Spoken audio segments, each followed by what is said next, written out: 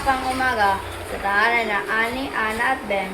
Ngunit, nitong nakaraang araw, madalas nang nagkakaroon ng hindi pagkakanaan sa kanilang pamilya dahil sa kulangan ng oras at pag-usap.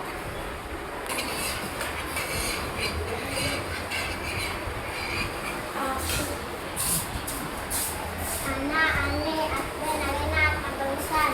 Sandali lang po, Nay. Araw-araw na lang tayong ganyan, hindi kayo tumutulong na bahay. Hindi po kami samahan. Ano na naman ang nangyari rito? Ako na magawa-gawa ng lahat. Hindi naman tamad.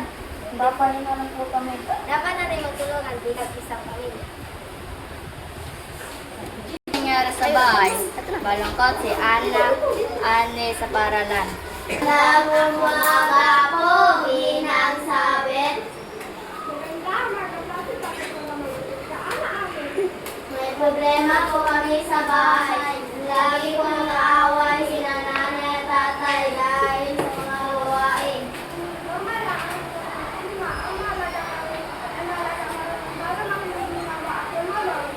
Opo, ma'am. Subukan po kami kausapin ang pamilya namin. Pag-uwi ni Ani, Ana, kinausap niya ang kanyang kapatid.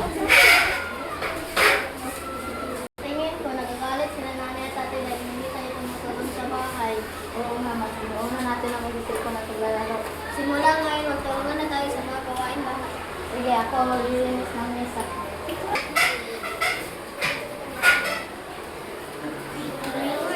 Habang naglilinis ang magkapatid, dumating si Lolo.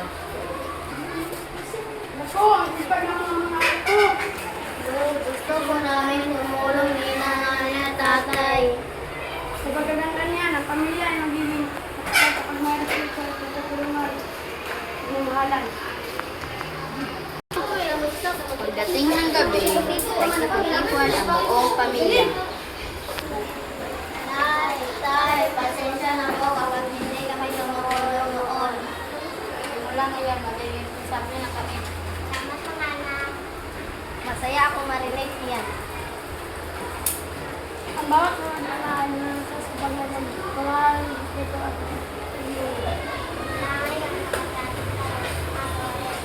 Masaya ko lang magtulungan. at mas masaya sa naman kapag napakaunawaan ang pamilya. Pamilya ay hindi perpekto. Nagkakaroon ng hindi pagkakanawaan at alitan.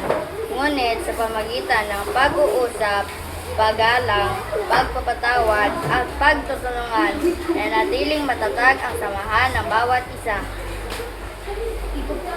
Ang tunay na lakas ng pamilya ay nasa pagmamahalan, paggalang at pagkaisa.